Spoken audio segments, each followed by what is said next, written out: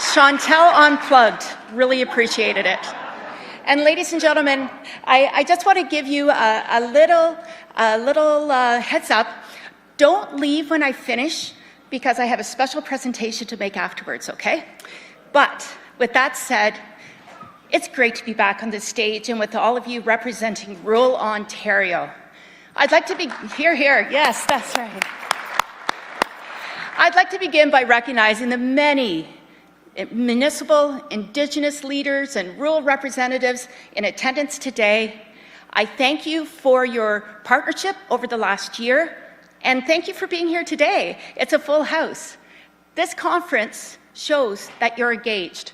It's your annual opportunity to share ideas, network with colleagues, trade show exhibitors, and to connect with my colleagues, provincial representatives, to highlight successes and how together we can continue to, on behalf of rural communities throughout this province.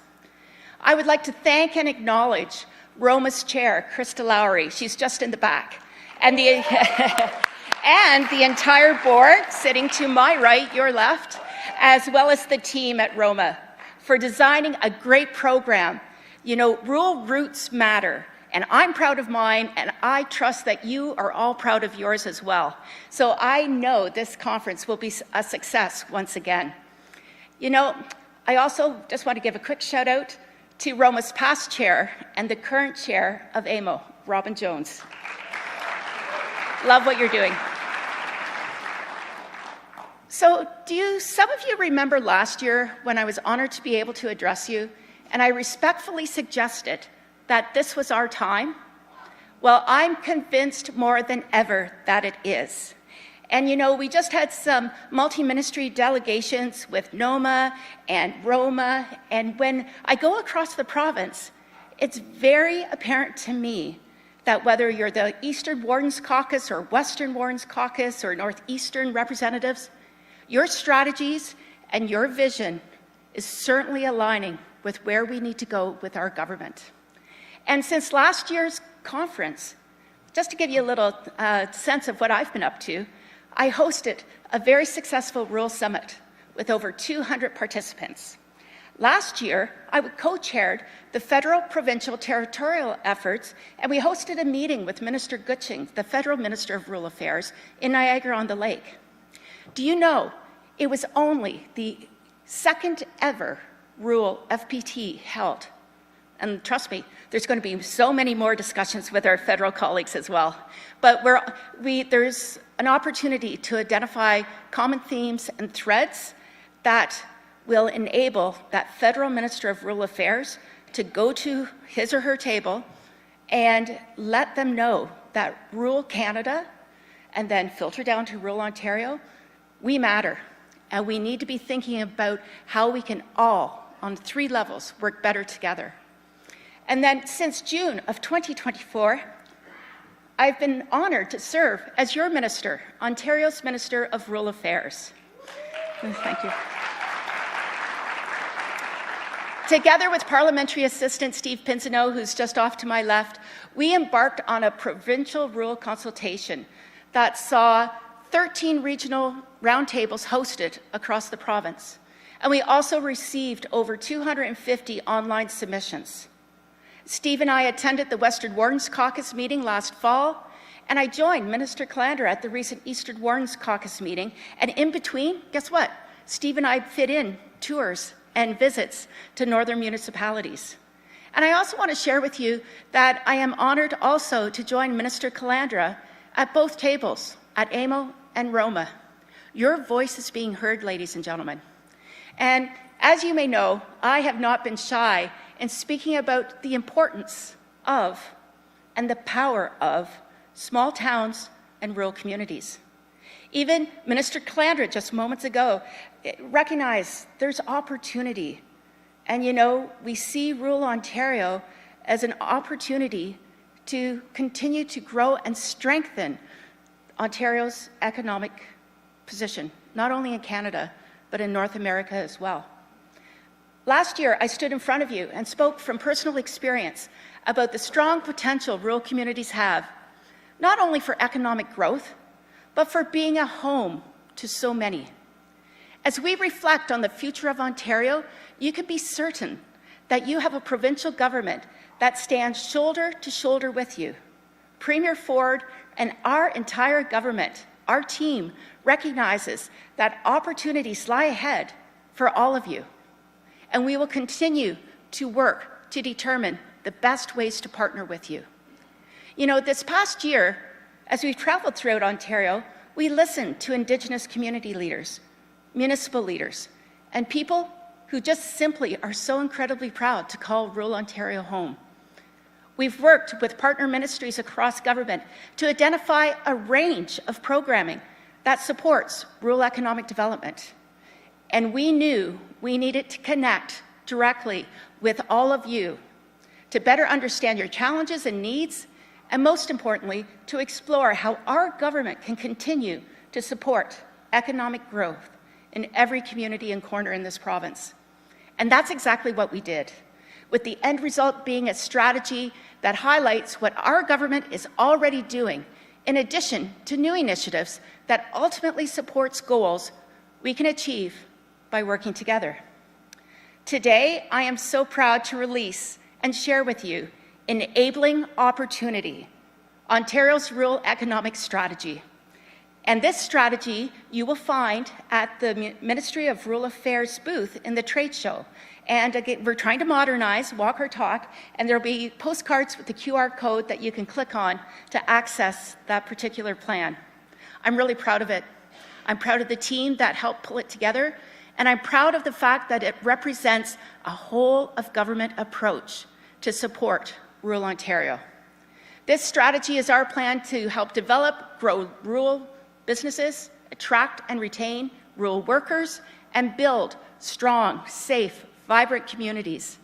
It's based on our government's belief that a strong, dynamic rural Ontario is essential for the overall success of our province's economy.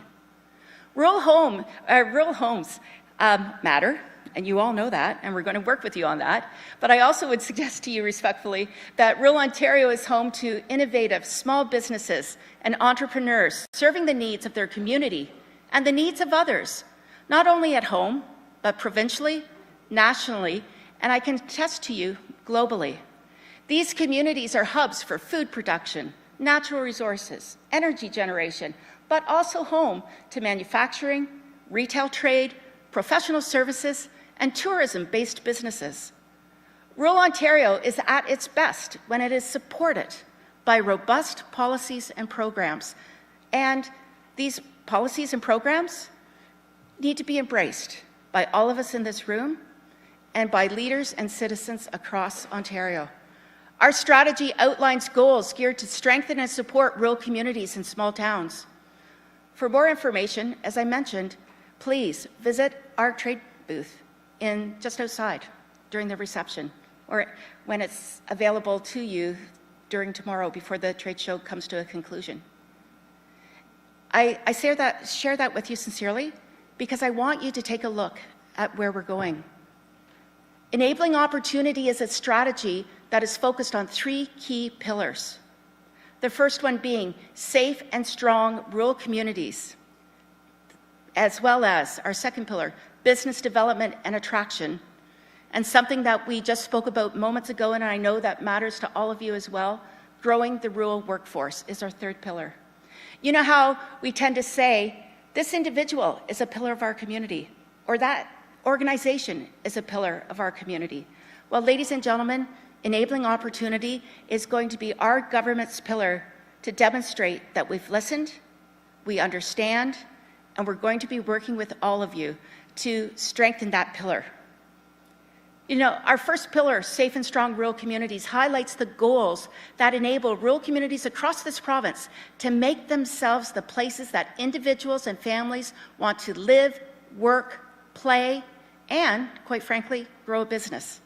We want to ensure rural communities and small towns are home to vibrant local cultures, where people feel a sense of belonging, where they know their neighbors, and most importantly, where they can cultivate and have confidence in a wonderful quality of life.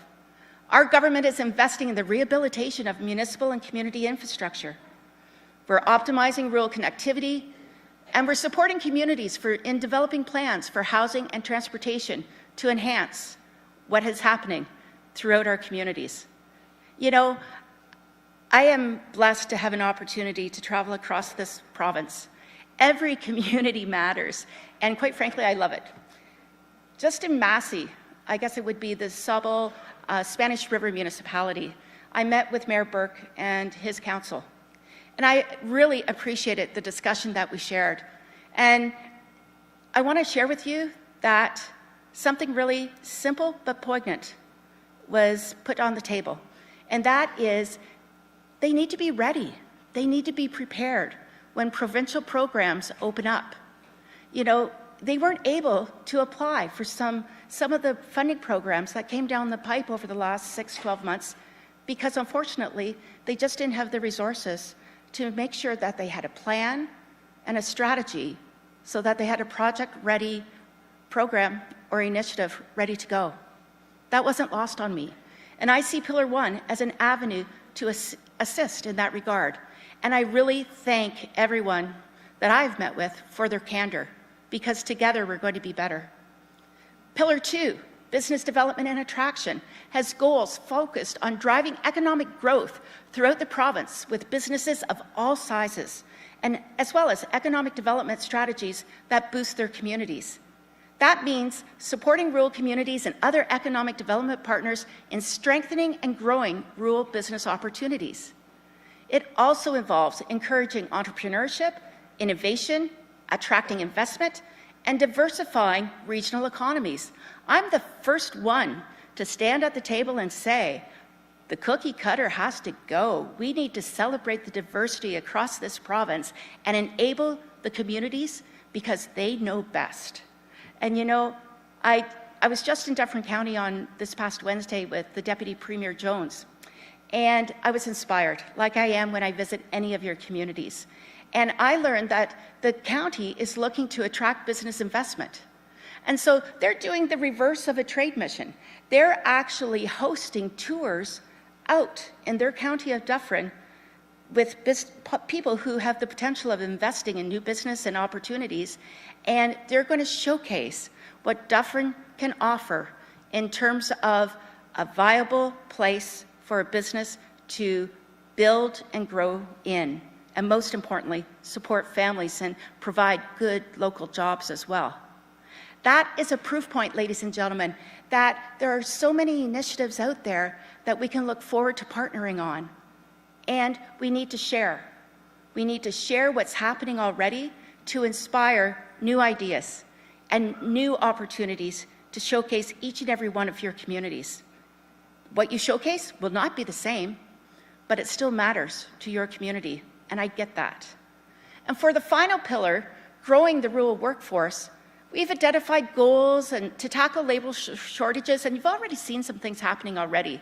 You know, by attracting and retaining and training workers, our government is well aware that we have access, and we need more, to skilled labor forces throughout this province. You know, in order to attract business, we need that strong, skilled workforce in order to prosper. And I just want to tip my hat a little bit to the Minister of Labour, Immigration, Training and Skills Development. Already, his ministry is doing amazing work. You know, his programs and policies are generating valuable dividends, but we know we have more work to do in that regard. For instance, we want to reverse the trend of youth leaving their homes and their rural communities. Instead, we want to showcase rural Ontario as a place to access great jobs and where people can raise a family and enjoy an amazing life. This pillar aims to help grow local talent, raise awareness of job opportunities available throughout the province, and support workers in obtaining the skills needed to succeed close to home. They don't have to go off to the city. They'll have an opportunity to learn the skills, as I said, close to home. I've learned of impressive municipal initiatives that can inspire even more ideas that potentially we can partner on. For instance, at that federal provincial territorial meeting that I hosted with Minister Hutchings in Niagara-on-the-Lake, we had a representative from Chatham-Kent come and talk to all the ministers around the table.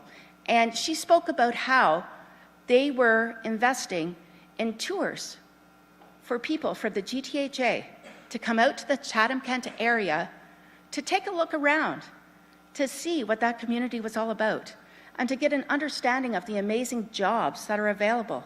What a great idea. And you know, there's another municipality closer to Midwestern Ontario, the municipality of Minto. They have developed a communication plan to attract people to their communities, which is they have a flagship. It's a video that is called Where Your Family Belongs. They're hitting the point right on. We want you here. This is where you belong. I think that's fantastic. And I'd be remiss if I didn't give a shout out to a municipality called South Bruce. They too are starting to communicate and build a plan to attract people to their municipality. And they've recently released a video called It All Starts Here. Well, ladies and gentlemen, I'd also like to suggest to you that with this strategy, Enabling Opportunities, Ontario's Rural Economic Development Strategy, it all starts with us. And during our rural consultation, I heard that we needed to review supports and programs. We needed to modernize. And in that regard, in addition to enabling opportunities, I'm pleased to share with you and announce that we're also enhancing the program formerly known as RED. Going forward, the new program, the Rural Ontario Development Program, will support the goals in our rural strategy. And we'll be modernizing our flagship rural funding program by adjusting the funding streams to better match today's and tomorrow's needs. And I would like to add that we are increasing our investment in rural Ontario. Through the Rural Ontario Development Program, we're stepping up to the table. Ladies and gentlemen, I just want to hit a pause here for a moment and reflect on the fact in the past intake year, we had just over $5 million in the RED program.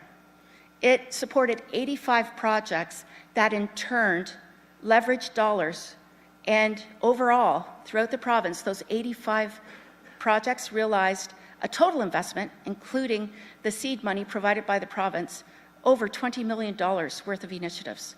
That's great news. Well, that's right. Congratulations to all of you and the not-for-profits and the Indigenous communities that capitalized on that funding program.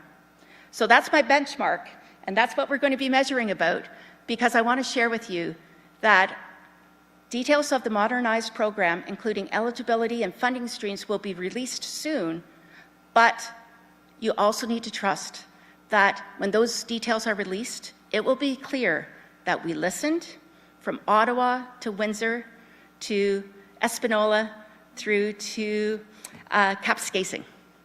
It is clear that we listened to your feedback, so stay tuned on that. But I'd also like to note we're looking to increase the funding in our new modernized funding program, and that funding is going to be increased to $20 million over 2 years. That's the announcement I want to share with you today.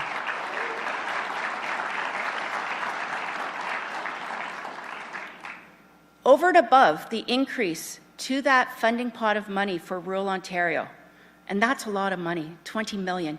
Just imagine what we can do and the type of projects that we can realize by partnering together, and think about what we can leverage. I look forward to it. But I also want you to know we're looking at introducing legislation to recognize the importance of rural Ontario. We want to provide certainty to all of you that it doesn't matter whether it's our government under the leadership of Premier Ford, but every government in the future will be committed to funding rural Ontario through funding programs. That's never been done before. So that's another way to bring you certainty, to let you know that we have listened. And in terms of going forward, we will also be exploring a path forward where we can partner with Invest Ontario. I would like to see everyone pursuing an initiative like they're doing in Dufferin County. And by partnering with Invest Ontario, we can showcase investment opportunities from one end of this province to the other. You know, it's incredibly important to me to support homegrown approaches. Local leaders and residents know their communities best, and they are the ones that are positioned to identify and value local assets and leverage competitive advantages. And we also know that for rural communities to thrive, it's important to have a strong economic foundational piece in place. And it's our hope that you see that our strategy is doing just that. That's why Enabling Opportunity is a strategy that also aims to improve local economic development capacity and champion local leadership. Our government will always stand with ROMA and rural Ontario. Successful economic development requires partnerships and a collective commitment to support rural business and development, to increase and nurture a workforce that's proud to be in rural Ontario, and most importantly, see strong and thriving rural communities. As a resident of rural Ontario and Minister of Rural Affairs, I am deeply committed to working hard for all of you and for every person who proudly lives and works and calls rural Ontario home. So to close, just before I give a presentation to someone special, I want to share with you that I'm genuine when I say I look forward to working with all of you on rural Ontario's continued and, most importantly, expanded success. Thank you for being here. And now I'd like to call Krista Lowry to come to the stage.